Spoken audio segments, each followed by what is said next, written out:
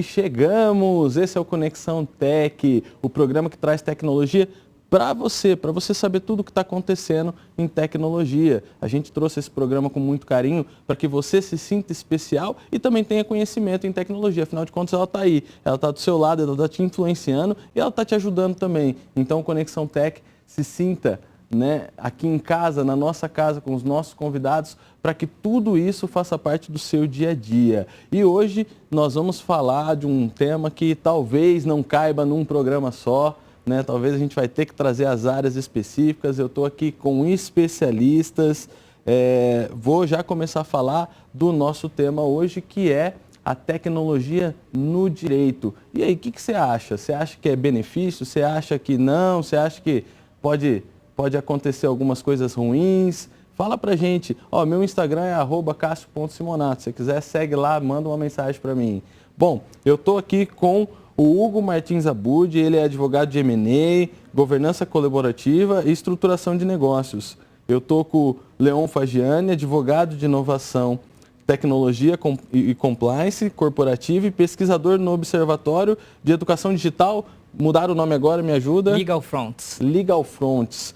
E aqui a gente está representando as mulheres. Obrigado por representar as mulheres. Parabéns, vocês mulheres que estão na tecnologia, que estão no direito, que estão ocupando cargos. Já deixo um abraço para o Tiago também, mas que aqui, né, a gente precisa ter mulheres no comando lá. Tainara Nogaroto Mantovani, superintendente jurídica da GVC Soluções em Cobrança. Obrigado, gente, por ter vindo. Obrigado. E a gente já começa com tudo, né? Aqui, então, a justiça brasileira, ela já é conhecida por ter essa morosidade burocrática.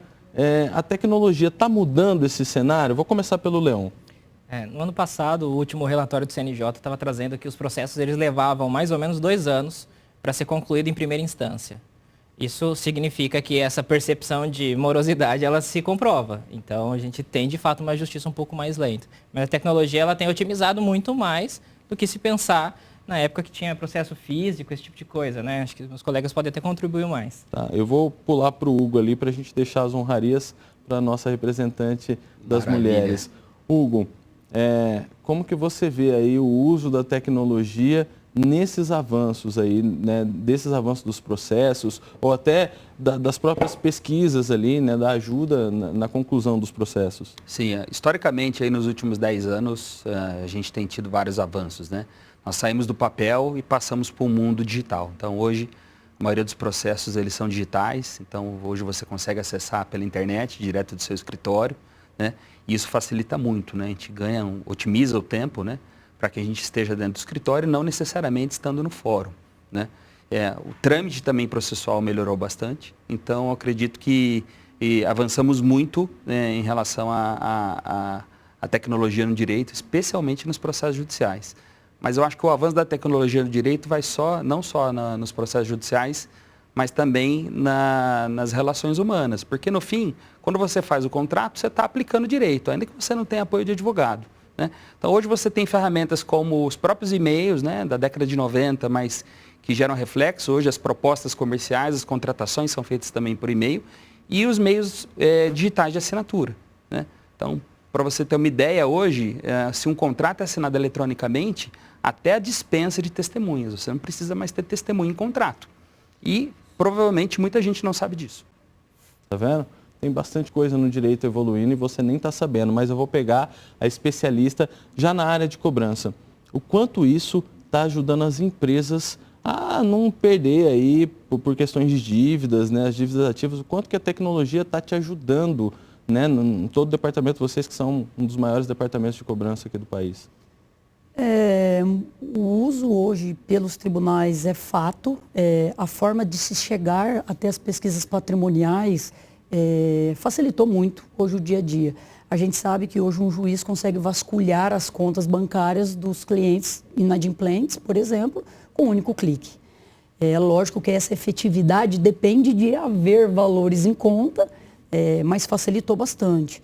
Então, hoje a gente pode citar também um marco legal de garantias, que trouxe a expropriação extrajudicial de garantias e de veículos, seja através de plataformas de registradoras, via Detran, ou através dos cartórios, ficará mais fácil a expropriação.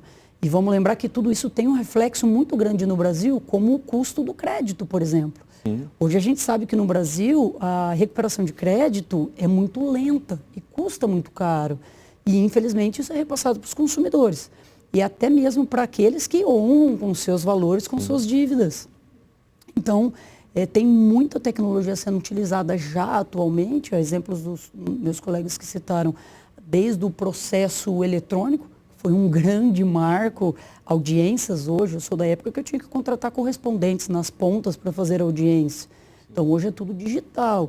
E até mesmo uma tecnologia mais recente que é o STJ já se pronunciando que utiliza sim inteligência artificial para fazer julgamentos de matérias repetitivas. Ou seja, aliviando aí uma pauta e deixando para que desembargadores, juízes julgam aquilo que de fato necessita de um conteúdo mais extenso, de uma atenção mais voltada para a matéria. Tainara, eu ainda vou continuar com você, mas agora eu queria falar, assim, você falou dessa questão da facilidade que a tecnologia trouxe em relação a você não precisar de correspondente e tal.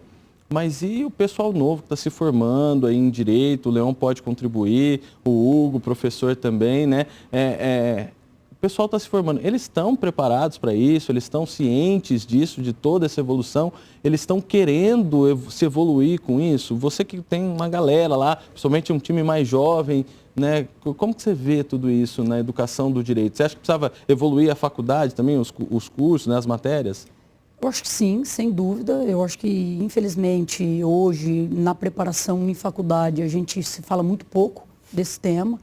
Eu acho que os jovens tendem a utilizar essa tecnologia a favor como um complemento e não como uma substituição de pensamento. Hoje a gente vê na prática muitos jovens recém-formados deixando de consultar como um complemento e acabando ali seguindo as diretrizes de uma inteligência artificial, que a gente sabe que muitas das vezes ela pode alucinar. Sim, então, é algo a ser muito bem balizado pelos jovens de hoje. E eu acho que um ponto muito importante é que isso tende a ser um grande diferencial do profissional hoje no mercado. Aquele que tem a tecnologia como uma aliada. Então, eu acho que vou ter hoje no currículo uma preparação, não digo especialização, mas um conhecimento adicional pode fazer grande diferença hoje no mercado de trabalho. Hugo, você que é inspiração, professor lá, trouxe, né, formou bastante aí advogados aí que a gente tem na nossa região. Como você vê essa evolução que o curso de Direito precisa ter? Eu sou do tempo que você tinha que ter datilografia, só para você entender. Era um diferencial no seu currículo. Acho que todos Depois nós aqui. Passou a ser curso de informática. E agora nós estamos discutindo uma nova vanguarda que seria ter noções de tecnologia e inteligência artificial. Claro que todo jovem tem que se preparar. A matriz curricular é definida pelo Ministério da Educação. Então as faculdades de Direito também ficam vinculadas a isso, não tem como ser muito diferente. As faculdades fazem um trabalho de trazer cursos e informações complementares. Mas eu acredito que a Faculdade de Direito deve trazer de verdade, ensinar esse jovem o raciocínio jurídico. Porque o direito brasileiro é tão extenso e tão completo que é impossível você querer absorver cada linha de cada lei e de cada artigo. Então não é esse o papel da faculdade. Para mim o papel da faculdade é ensinar a pensar, né? Para esse ponto, eu acho que o uso da tecnologia foi bem pontuado pela Tainara, o jovem ele não pode simplesmente absorver a tecnologia e se fazer 100% do trabalho baseado nela. Você tem que ter pensamento crítico para entender se a resposta dada pela inteligência artificial é adequada ou não, porque de fato ela tende, primeiro, a alucinar e segundo, a concordar com você. Não podemos esquecer que é um produto de uma Big Tech que geralmente é pago. Existe a versão gratuita, mas geralmente é pago. E ela tem a tendência de conversar, porque ela quer que você use. Então, todas essas questões o jovem tem que colocar. Pensamento crítico, acho que é a solução.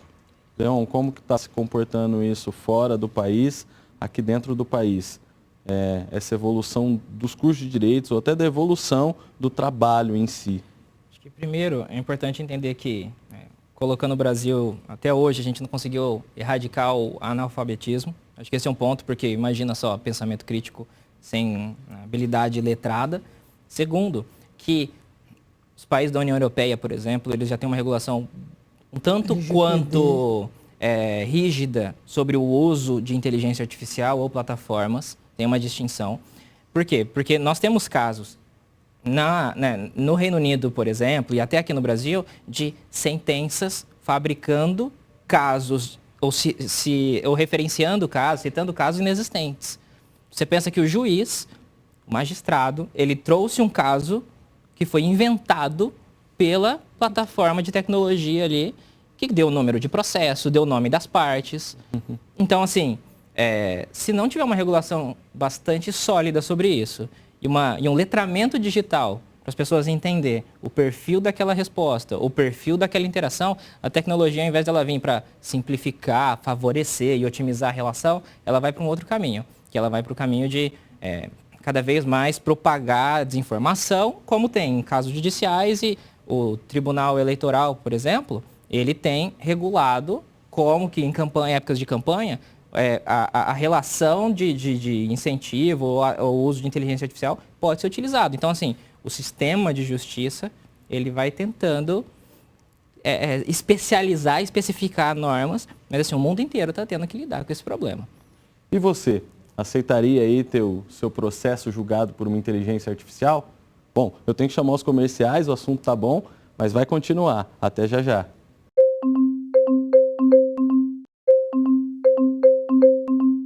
Voltamos hoje falando de tecnologia no direito. Na verdade, nós vamos precisar trazer caso a caso, área a área. Então, você que está vendo esses profissionais que a gente convidou aqui, já depois pesquisa sobre eles, vai atrás deles, porque eles conseguem te dar um pouquinho, né, desse direcionamento. Mas, assim, o que a gente traz aqui no programa, né, é de maneira para que você entenda como a tecnologia está influenciando no jurídico do nosso país. E aqui eu estou com o Hugo Abud, estou com a Tainara da GVC, estou com o Leon, né, os dois advogados especialistas em tecnologia. E aqui, vamos lá, hoje a gente já vê software sendo analisado, né, eles vão analisando jurisprudência, eles geram petições e às vezes até previsão de decisões ali. Isso vem para somar, isso vem para substituir. Leon. Na França, eles proibiram já faz alguns anos o uso de apresentação de dados para fins de jurimetria. O que é jurimetria? É entender para onde vai a decisão daquele órgão específico a partir de histórico. No final, os advogados sempre faziam isso. Eles fazem a análise de quem é o órgão julgador e apresenta a decisão, a tese naquela linha.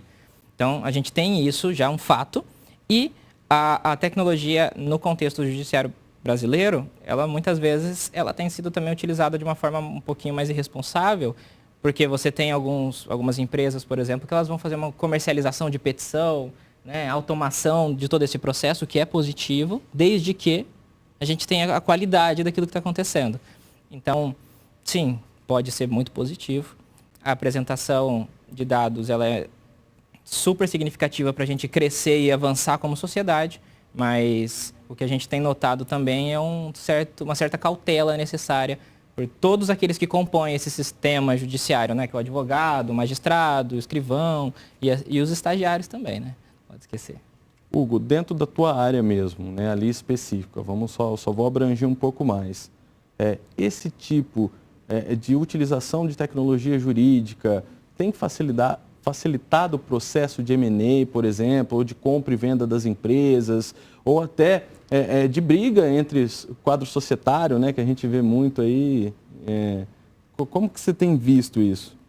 Eu acho que, primeiro, voltando um pouco à questão de substituição, é uma ingenuidade, né? Se você achar que as pessoas serão substituídas ou que o sistema judiciário vai ser substituído por um julgamento eletrônico e impessoal, eu acho que nós estamos muito longe disso. Agora, obviamente, que essas são ferramentas que a gente pode usar, né? Devemos usar. Para mim, a adoção de tecnologia, e aí a tecnologia no sentido, inclusive, mais amplo, não só inteligência artificial, mas também inteligência artificial, é sobre não ser deixado para trás. Porque o advogado e o profissional do direito que não saiba usar essa tecnologia, ele não vai ser substituído pela própria tecnologia, mas por outro profissional que sabe usar.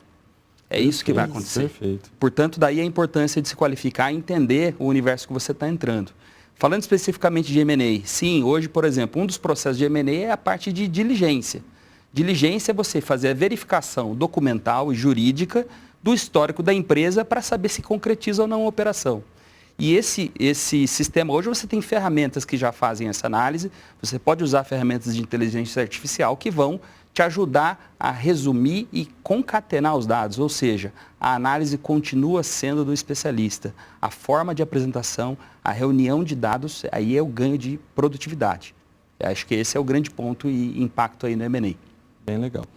Eu vou concluir com você para depois a gente entrar em alguns pontos um pouquinho mais polêmicos que o pessoal está mandando aqui. Tainara, esse processo, né, de informatizar lá toda essa parte jurídica, sentenças, isso te ajuda ou te atrapalha no setor de cobrança? Ajuda bastante, principalmente quando a gente trata de um departamento jurídico com um volume significativo de processos. Então, hoje, o uso da tecnologia com a inteligência artificial em automação de rotinas, hoje é fantástico. Atualmente, a gente já tem mais de 15 bots em produção, desde uma abertura de pasta num sistema jurídico até uma interpretação para agendamento de prazo de uma publicação. E isso otimiza e ganha a escala de produção. Então, realmente é algo muito importante. Novamente, eu acompanho o pensamento dos meus colegas de ter o cuidado em aplicar a IA na matéria. Eu acho que ferramentas como usar a IA para trazer um resumo processual muito bacana e otimiza muito tempo. Agora, usar a IA para buscar jurisprudências é algo que hoje é uma unanimidade entre os advogados de uma certa cautela na utilização. Temos bastante coisa para conversar, né? Porque a gente vai entrando nessas searas, mas eu quero entrar numa seara que todo mundo me pergunta, e quando o pessoal soube que a gente ia ter esse tema aqui, na parte de golpes, na parte do uso indevido da tecnologia, né? Eu vou começar com o Leon de novo, mas nesse uso indevido, né? A Tainara depois vai conseguir ilustrar um pouco mais os tipos de golpes, né? Enfim, mas como você vê uma defesa para isso, né? Você estava falando da legislação do Brasil e tal. Leon, explana para nós um pouco isso. É de conhecimento das pessoas que atuam na área de segurança e proteção de dados, que você tem a camada técnica, mas você também tem a camada do usuário, né? A camada cultural. Então, atualmente, nós vemos golpes super refinados a ponto de alguém conseguir replicar o rosto de outra pessoa para fazer um empréstimo bancário, né? Violando até um reconhecimento facial, que é uma coisa altamente complexa e nova. E, por outro lado, você tem pessoas que desconhecem que um contrato pode ser assinado digitalmente. Então, eu acho que essa perspectiva de potencializar golpe, ela tem sido refletida até nos relatórios de segurança. Então, se os golpes, às vezes, no estado de São Paulo, por exemplo, eles caíram na rua, eles se multiplicaram no contexto virtual. Então, a proporção, normalmente, ela é bastante compensada pela quantidade de golpes virtuais que acontecem. Tainara, e para vocês? Porque eu imagino que vocês ainda devem ter, eu já paguei, o pessoal hoje, clonar boleto hoje não é uma dificuldade, infelizmente, clonar telefones, e aliás já deixa uma informação para o nosso usuário, tá? Se você tem um advogado, você tem um escritório cuidando disso, fala com ele. Ninguém vai ligar para você para pedir para depositar dinheiro, ninguém vai ligar falando que o teu caso foi resolvido e que você tem que depositar para ter o dinheiro, né? Então, para você essa informação, né? Fale sempre com a pessoa que você contratou. Tainara. Eu tenho sempre uma brincadeira, uma frase que eu falo que Brasil não é para amadores, né? Aqui o jogo é sério. E hoje em dia, eu acho que a tecnologia e o acesso à informação, quando a gente fala de processos eletrônicos, trouxe uma facilidade muito maior para os golpistas. Hoje, qualquer um consegue acessar portais de tribunal e conseguir ter acesso a todos os dados do processo. Então, ele liga para um cliente e sabe qual é o nome do advogado dele, qual é a OAB do advogado dele, como está o estágio do processo. E realmente existem informações públicas que eles conseguem aplicar esses golpes. Quando a gente olha na parte de recuperação de crédito, isso é muito mais forte. E, na grande maioria das vezes, uma vantagem muito expressiva é oferecida. Então, ao invés de uma Pega na conta vulnerabilidade. uma conta de 100 mil reais, ele liga oferecendo 30, paga. Então, e os tribunais têm se posicionado quanto a isso. Já saíram recentes decisões em que as instituições financeiras não serão responsabilizadas por esses golpes. Ficará a cargo dos clientes. Então, tome cuidado, essa chamada que você fez é muito importante. Verifique no momento de pagar o boleto, quem é o beneficiário do boleto? Confirma, né? Confirma essas informações. Muitas das vezes é uma pessoa jurídica, estranha aquela relação, uma pessoa física. Se eu estou pagando um boleto de uma instituição financeira, por que está sendo um nome de pessoa física no beneficiário do boleto? Isso é muito importante, porque realmente hoje os golpes, além desses golpes elaborados, como o Leão comentou, tem simples golpe de chamando pelo WhatsApp, se passando pelo advogado e dando todos os elementos ali do processo. Bom, então, para você, fica a dica aí, né, de olhar sempre o seu boleto, olhar isso. Você está fazendo uma negociação, né, você está ali, não acredita em milagres, né, a conta não é assim que se faz. Então, você vai fazer uma negociação, escolhe uma instituição, escolhe uma pessoa e vai com ela até o final. Confere o boleto que você está pagando, faz tudo isso, porque, como a Tainara falou, então aqui nós já temos um equilíbrio, é uma informação nova para mim, já tem jurisprudência, então, falando que você que é o responsável. A partir de agora, você tem que começar a se responsabilizar, porque senão também as instituições não vão aguentar. Hugo, nas empresas, isso também está sendo comum? A gente tem uma vulnerabilidade maior das empresas por ter um giro de funcionários, por exemplo? Eu acredito que sim, e eu acho que o grande ponto é não estar presente no momento de realizar a operação. Hoje a gente vive uma vida tão automatizada e com tantas coisas para ser feita, que muitas vezes a questão de aprovação de pagamentos, tanto na pessoa física quanto na jurídica, e o volume é tão grande que a gente simplesmente vai fazendo, né? Então, acho que muitos desses casos poderiam ser evitados pela simples observação, como bem dito aí pelo Leão e pela Tainara. Você olhar o que você está fazendo antes de fazer, né? Hoje o sistema de pagamento brasileiro ele é muito moderno, né? Automatizado, nós temos o Pix, não existe em todo lugar do mundo. Pesquisem depois, vocês vão ver que o sistema brasileiro, uma herança aí da época de grandes inflações, mas hoje um benefício para a gente. Esse assunto é até polêmico. Demais. Mas de qualquer forma, assim, hoje, se de um lado você tem a facilidade, de outro você também tem esse risco de fazer um mau negócio e simplesmente mandar dinheiro para quem não deveria. Os golpes com empresas são muito comuns, existem golpes aplicados diretamente para financeiros, não só com duplicação de boleto. Então, o teu e-mail ele é interceptado do momento que sai do prestador de serviço e chega na caixa de correio, né? E já chega com o boleto no valor correto, então alguém com que você tem relacionamento, com o valor combinado, mas com um beneficiário diferente. Então, nada vai substituir, pelo momento, aquela olhada final do financeiro ou da pessoa na hora de pagar, se está pagando aqui. Inteligência artificial não dá para automatizar isso. Não, acredito que ainda nesse momento não. Pode até chegar, mas por enquanto tem que ser no olho. Ô, pessoal, eu preciso, né, ir para o final aqui, nós temos muitos assuntos. Assim, nós vamos chamar vocês várias vezes, talvez aí agora a gente comece a tratar, né, de forma mais técnica cada assunto, porque cada assunto tem muita abrangência, a gente falava isso um pouco antes, mas eu vou assim, para a Tainara, que faz essa contratação em massa, liderança, como que você acha que tem que ser o advogado do futuro? Às vezes a gente vai estar redundante aqui, mas é para que os estudantes novos aí, os profissionais que ainda não estão trabalhando no escritório, né, como eles têm que ser a partir desse ponto da tecnologia? Novamente, eu acho que isso vai ser um grande diferencial para os profissionais, e principalmente olhando no mundo jurídico, desde uma simples consulta e utilização da IA em complemento a matérias, até mesmo ter uma análise de dados, inteligência para auxiliar nesse sentido. Com jurimetria, preparação para interpretação. Hoje o mercado de trabalho ele vem se modernizando cada vez mais. A gente sabe a competitividade que existe, então acho que hoje um profissional que desde a faculdade já procura esse entendimento, essa capacitação, olhando tecnologia, inteligência artificial, acho que tem de agregar muito. Eu posso falar por várias contratações que eu faço, quando eu vejo currículos em que o profissional se preocupa em incluir no currículo um certo conhecimento, sem dúvida eu já olho como um diferencial e algo que pode fazer diferença no nosso time.